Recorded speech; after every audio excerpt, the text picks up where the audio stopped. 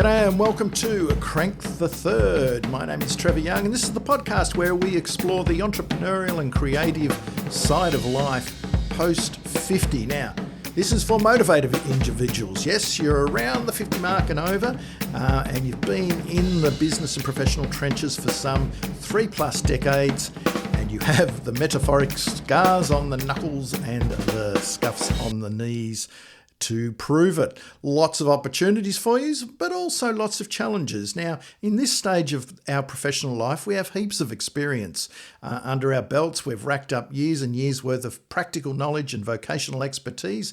Not to mention, we're a lot more sure of ourselves and confident in our own abilities. Well, we certainly should be.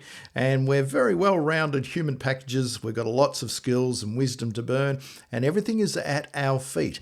But we also live in a world that's volatile and moving so quickly, it is unbelievable. Technology is ever-changing, and AI. Man, the AI wave or tsunami has only just begun. So a sense of uncertainty is never far away. And we know that if we do stand still, we run the risk of losing relevance, and we don't want to become irrelevant. We're all aware that obviously ageism remains a burning issue in many industries as well. So staying up to date with things, no matter how savvy and experienced and connected we are, these challenges remain. So staying up with technology, staying up with AI, and embracing change, embracing all the exciting tech that comes out on a daily basis, and staying up with what's going on is critically important if we want to take advantage of the upside of being at this stage of our life and, leverage the number of opportunities that are staring us in the face. Those opportunities are enormous, and with tech and AI and being able to do things that we can now do today, we can leverage our skills and our wisdom and our expertise and our experiences much better than we could 10 years ago, but only if we stay up to date. Which brings us to this episode. It's going to be a little bit different of an episode. I'm going to introduce you, so speaking of AI, I'm going to introduce you to an amazing tool, app, I suppose you'd call it, application, an AI app from Google. It's called NotebookLM. Check it out, NotebookLM by Google. And I wanted to show, because everyone's banging on about AI, let's face it, and I'm just doing it here now too. But, if you've any time on LinkedIn, there's lots of AI gurus out there, and I'm not so sure how you can be a guru in AI just yet when it's changing so quickly. But I digress. What I wanted to do is, and when I talk about AI tools that I use and that I play with and experiment with, and I love doing it, it's just a lot of fun. There's some amazing tools out there. But I like to give practical examples of what that looks, feels, sounds like in practice, and make it relevant to the forum or the format that I'm using. So in this case, we're looking, this is mainly a podcast. It's an audio podcast. We do some video, but this one's going to be audio only. Now, what I've done and going to do is I'm using NotebookLM to recap a previous episode, one of our more popular episodes on Crank the Third. It was with Valerie Khoo, and it was episode 288, so not that long ago. And the title was What Successful Professional Reinvention Looks Like in Practice.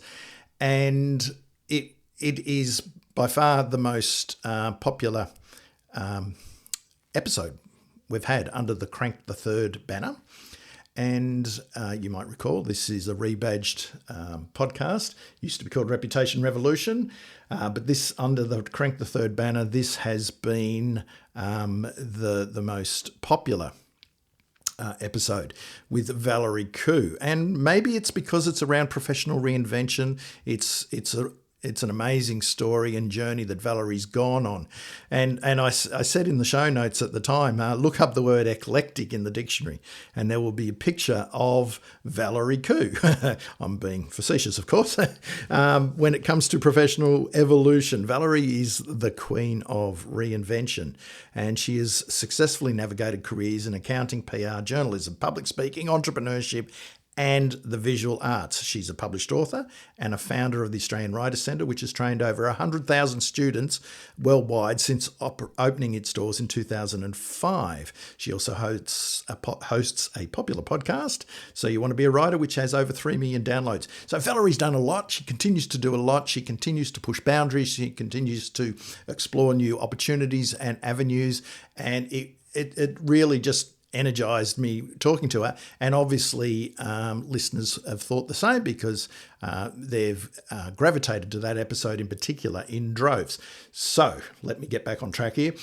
I'm using NotebookLM to recap this episode. So these are, it's not me recapping, it's not my voices.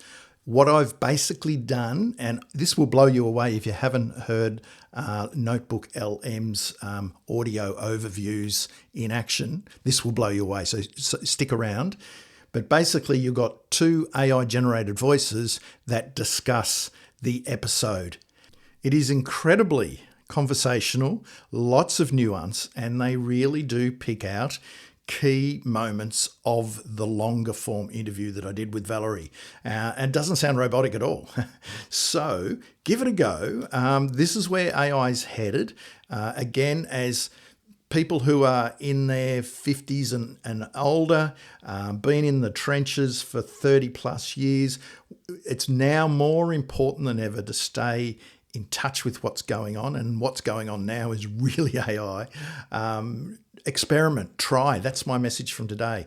Get out there and try these new tools. And I'm going to be introducing other tools as we go along, because I fervently believe that staying relevant and, in fact, being ahead of the game is going to stand you in good stead for however you want to live your life and take advantage of all the great opportunities that are out there, whether or not you might set up a social enterprise or run a new business or develop a portfolio career or become more not necessarily a full-time content creator, but go more heavily down the content creation path, because we know that leads to other opportunities as well. Lots of things that we do and we talk about here on the show. But for the now, enjoy this AI-generated recap of the Valerie Khoo interview. Cheers.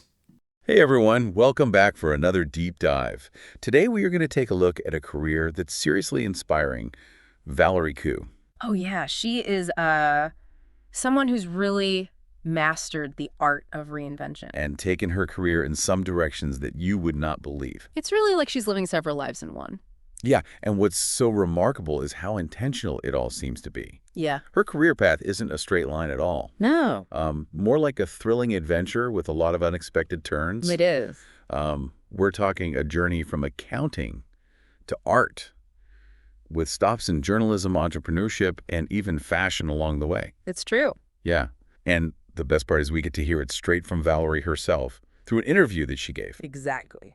Okay, so let's unpack this a little bit. She starts out studying economics and accounting and lands this amazing job at PricewaterhouseCoopers, one of the big 4 accounting firms. Yeah. You'd think that's the dream, right? Well, it sounds impressive. Yeah. But Valerie talks about how she just felt like she was on this predetermined path, like the accounting conveyor belt, she calls it. Wow. And even though she had this interest in writing, even then, it didn't feel like a realistic career option at the time. Yeah, and that's where we get to the Sunday night feeling. Oh, yeah. That dread of Monday morning looming. Ugh, I know it well.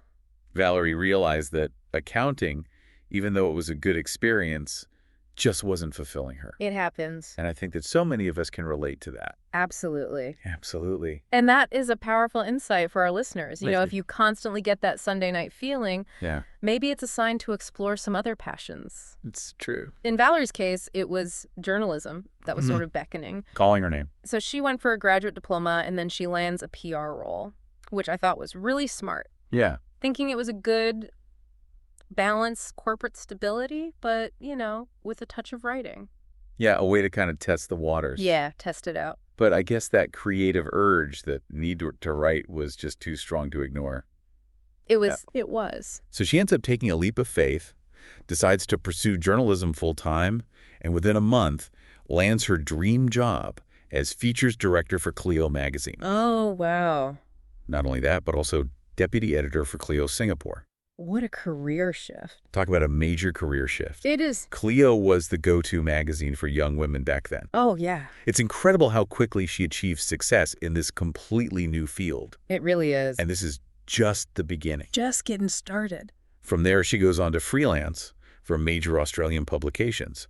The Age and the Sydney Morning Herald, interviewing everyone from big names like Michael Dell to small business owners. Wow, what a range. What a range. Yeah. This is such a great example of how embracing curiosity can unlock unexpected opportunities. Yes, it is. Freelancing gave her this freedom to explore such diverse topics and gain this incredible wealth of experience that one single job might not have offered. It's true. And this varied experience is what ultimately leads her to start her own business, the Australian Writers' Centre. Yeah. She saw a gap in the market, having struggled to find quality resources for writers early in her own career. Yeah, her story is full of these aha moments. Right. Imagine this. She starts with just 6 students in a rented training room. That's it. That's it. Tiny seed of an idea. A tiny little seed. But fast forward to today. I know. And the Australian Writers' Centre has taught over 100,000 students worldwide. That's amazing. That's the power of identifying a need and building something meaningful to meet it. It is. So from accounting to journalism to running her own business, she is unstoppable. It seems so. But wait, there's more. There always is. Where does the art come into all of this? Well, this is where her journey takes this fascinating turn. Okay. It all started because her friends suggested that she needed a hobby. Can you imagine someone as busy and driven as Valerie needing a hobby? No, but even the most accomplished people need time for exploration and creative outlets. That's so true. We all need that space to recharge and kind of discover new aspects of ourselves. Yes, we do. So she tries different creative activities, and oil painting is the one that clicks. Of course. Initially, it's just a weekend thing, a way to kind of relax and unwind. Yeah. But then, and this is where it gets funny, her partner, a tax accountant, Who would guess? points out that she could actually get tax deductions if she turned her art into a business. That's brilliant. I know, right? Talk about a practical incentive. Yes, to pursue your passion. Yes. And of course, she dives in head first. She does. Social media, specifically Instagram, becomes her platform to showcase her work. Oh, yeah. She starts sharing her paintings, receiving commissions, and eventually selling to complete strangers. That's great. That first sale to someone that you don't know, Yeah. that's a huge validation for any artist. It is. That's like a stamp of approval from the world saying, hey, what you're creating has value. Exactly. It's a major milestone. It is. But then comes the challenge that I think every artist faces. Mm-hmm. How do you put a price on creativity? It is tough. How do you value your own work?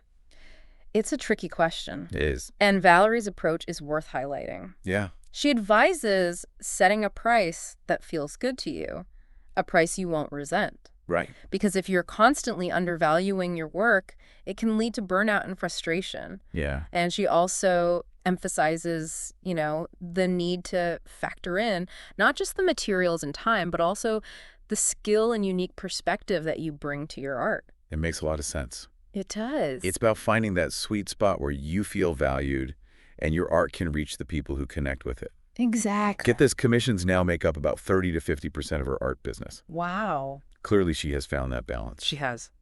So her story is really a testament to the power of lifelong learning and embracing new challenges at any age. Yeah, it really is. And speaking of which, let's move on to another fascinating chapter in Valerie's career. Her foray into the world of social enterprise. Oh, yes. Okay, so social enterprise, now that's a term that I think some of our listeners might not be familiar with. Can you give us like a quick breakdown? Yeah, it's basically a business that's driven by a social mission. Okay.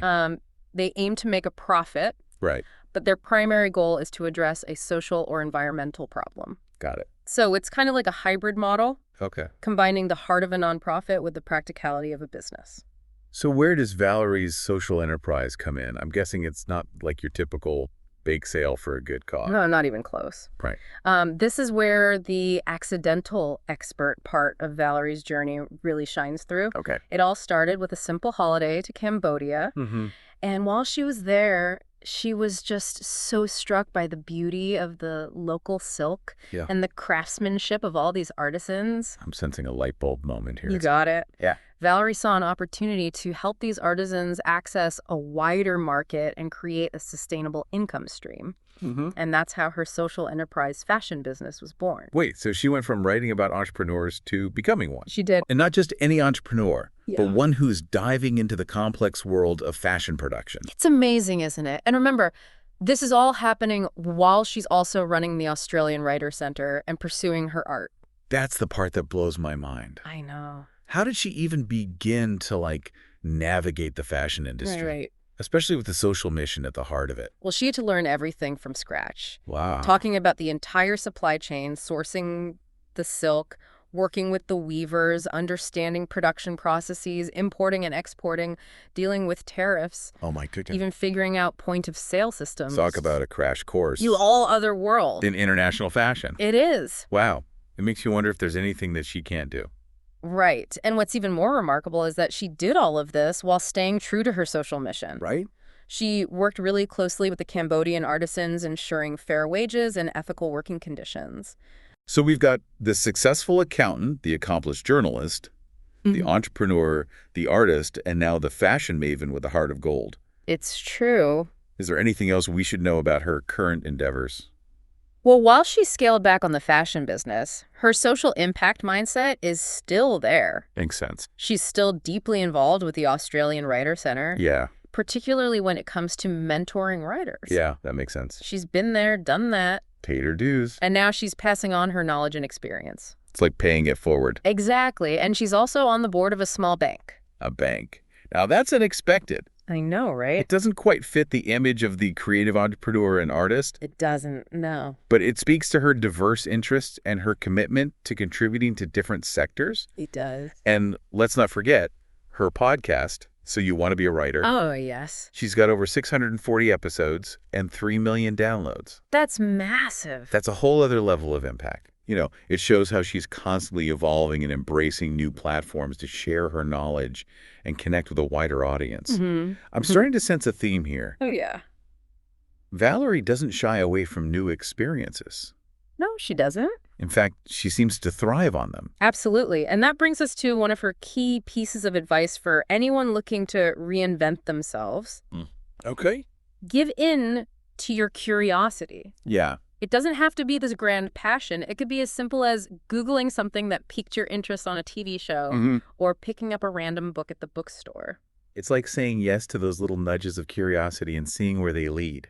Ew. Sometimes the most unexpected paths turn out to be the most rewarding. That's true. Exactly. And Valerie's life is a testament to that. It is. Her willingness to explore different fields, to step outside of her comfort zone, has led her on this incredible journey of growth and self-discovery. It's true. It's truly inspiring. But it also raises a question. How do you balance all of these different passions and pursuits without feeling completely overwhelmed? That's a great question. And it's something that Valerie addresses directly. That she is. She does. She talks about the importance of prioritizing and learning to say no. So it's not about trying to do everything at once, No. but about making conscious choices about where to focus your energy. Exactly. And it's a skill that takes practice. Yeah. And she also talks about the need to delegate and build a strong support system. Yeah. You can't do it all alone. Her story really challenges the notion of a traditional career path. It does. It's more about creating a portfolio of experiences that align with your values and interests. Yes. It's like she's designing a life, not just a career. It is. And that's something that I think is incredibly empowering for our listeners. Yeah. We don't have to be confined to one box. Right. We can create our own unique blend of passions and pursuits. So let's talk about that blend. We know about her art, the Australian Writers Center, the Bank Board, the podcast, and her past social enterprise venture. But what's she focusing on right now?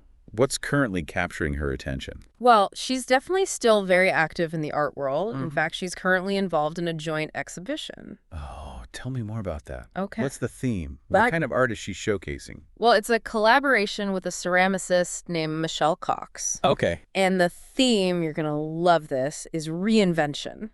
Of course it is. It's like life is giving us a wink and a nudge saying, hey, look, it's everywhere. Exactly. And it's not just about Valerie's personal reinvention, but also about the transformative power of art itself. Exactly. And the fact that it's a collaboration Yes. adds another layer of meaning. Yes, it does. You know, it's about bringing different perspectives together, learning from each other, and creating something new and unexpected. It highlights the power of community and mentorship, Yeah. which is something that Valerie emphasizes throughout her journey. Yeah. You know, she's had mentors who've guided her and supported her through major career transitions, and she's now paying it forward by mentoring others. It's a beautiful cycle. It is. And it reinforces the idea that we don't have to go it alone. No, we don't. You know, we can seek guidance from those who've been there before us, and we can offer support to those who are coming up behind us. Exactly. And speaking of support, let's talk about another aspect of Valerie's story that really resonates with me.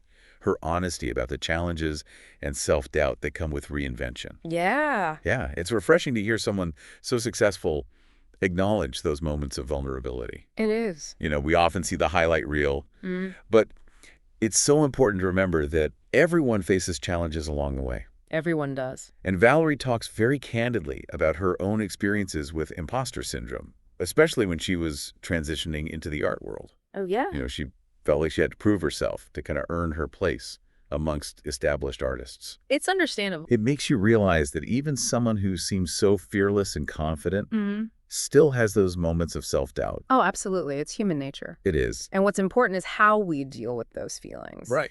Valerie talks about the importance of having a support system, people who believe in you and encourage you to keep going even when you're doubting yourself. That is so crucial. It is. Having those cheerleaders in your corner can make all the difference. Absolutely. And it sounds like Valerie has also developed her own strategies for overcoming that self-doubt. Yeah, she talks about the power of positive self-talk Yeah. and focusing on her strengths. Yeah. And she also emphasizes the importance of taking action even when you're feeling afraid. That's great advice. It is. It's easy to get kind of stuck in analysis paralysis. Yeah, But sometimes you just have to take that leap of faith and trust the process. exactly. And that's something that Valerie embodies throughout her career. Yeah. She's constantly taking risks, trying new things, and pushing herself beyond her comfort zone. So her story is a really powerful reminder that reinvention isn't just about changing careers. No, it's not. It's really about a mindset, Mm-hmm. a willingness to embrace growth and evolution. Yes. And speaking of growth, Mm-hmm. I'm curious about her creative process as an artist. What inspires her work? What's her studio like? Well, she's primarily known for her vibrant floral paintings and still lifes. Oh. She has a dedicated studio space where she can just really immerse herself in her art. Yeah. But what's interesting is that she doesn't limit herself to one style or medium. I remember you mentioning a giant rooster sculpture earlier. Oh, That doesn't sound like a typical still life. It definitely isn't. No. Now, that was for the Sydney Luna Festival. Wow. And it was a massive undertaking. I bet. She had to collaborate with engineers and all these other specialists to create this 5-meter tall illuminated sculpture. Oh my God. And it involved considering weight, wind velocity, and all these sorts of technical challenges. That is incredible. It just shows how far she's willing to stretch her creative boundaries. Yes, it does. She's not afraid to experiment and collaborate with others to bring her vision to life. That's right. And that's another important aspect of reinvention that I think we can learn from Valerie. It doesn't have to be a solo journey. Right. Collaborating with others can bring fresh perspectives, new skills, and this shared sense of purpose. So as we wrap up our deep dives into Valerie Khoo's extraordinary journey, what are some key takeaways for our listeners? What can we learn from her about navigating our own career paths and embracing reinvention? Well, I think the biggest takeaway is the importance of embracing curiosity and pursuing those sparks of interest. Yeah. No matter how small they might seem, you never know where they might lead.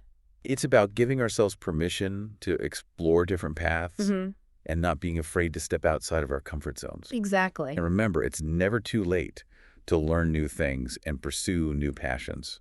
Valerie's story is a testament to that, It really is. to the power of lifelong learning.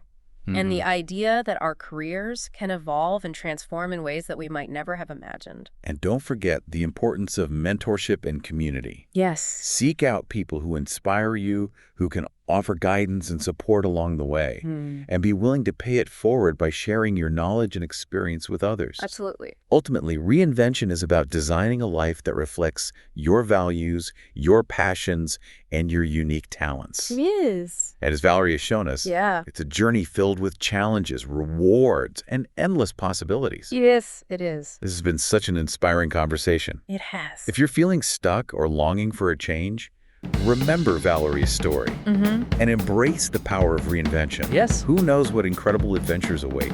That's right. And if you're looking for a dose of creativity and inspiration, be sure to check out Valerie's artwork and connect with her online.